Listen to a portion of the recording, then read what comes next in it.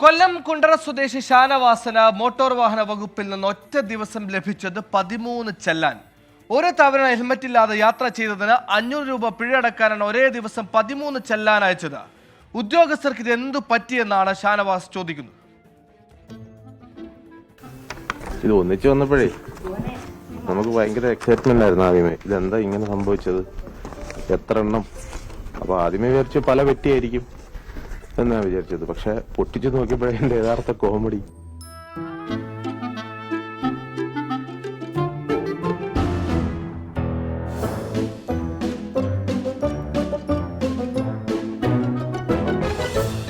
കുണ്ടറ സ്വദേശി Shanavas 2023 October 13-നാണ് helmet ഇല്ലാതെ ഇരുചക്രവാഹനത്തിൽ യാത്ര ചെയ്തത്.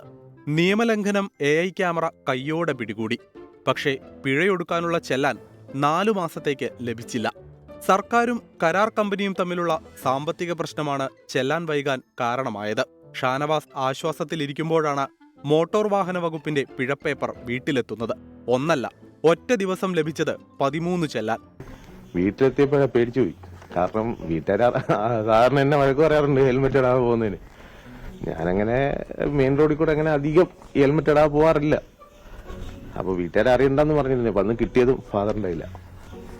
500 രൂപ പിഴയൊടുക്കാൻ വേണ്ടി 13 തവണ കത്തയച്ചാൽ മോട്ടോർ വാഹന വകുപ്പിന് നഷ്ടമാകില്ലേ എന്ന് ഷാനവാസ് ചോദിക്കുന്നു. ഇതെങ്ങനെ സംഭവിച്ചു എന്ന് പോലും അറിയത്തില്ല. കാരണം ഇനിയിപ്പം ഇത് മൊത്തത്തിൽ അടങ്കലായിട്ട് ബംഗാളികളെ ഏൽപ്പിച്ചിട്ടുണ്ടോ എന്നൊരു സംശയമുണ്ട്. കാരണം അങ്ങനെ ആണെങ്കിലല്ലേ ഇങ്ങനെ സംഭവിക്കത്തുള്ളൂ. ഇതെല്ലാം ഒരേ സാധനം തന്നെയാ, ഒറ്റ പെറ്റി തന്നെ ഇത് മൊത്തം. ഉദ്യോഗസ്ഥരോട് പറയാനുള്ളത് ഇത്ര മാത്രം: അതായത് ഒന്ന് ക്രോസ് ചെക്ക് ചെയ്തിട്ട് വിടുന്നത് നന്നായിരിക്കും. കാരണം ഇങ്ങനെ വരുമ്പോഴത്തേക്ക് ഇപ്പം പ്രായമുള്ള ആൾക്കാരൊക്കെയാണ് ചിലപ്പോൾ ഇത് കണ്ടു ബോധം കെടും. അപ്പം നമുക്ക് അത്രത്തോളമുള്ള ലാഭമേ ഉള്ളതുകൊണ്ട് വലിയ പ്രശ്നമില്ല.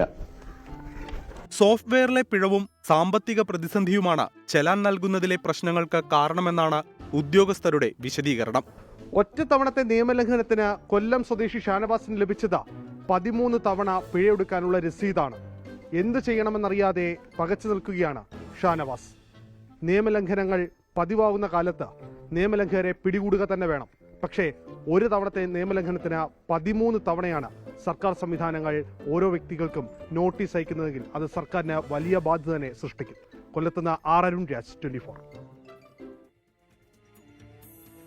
എന്ത് പറയാൻ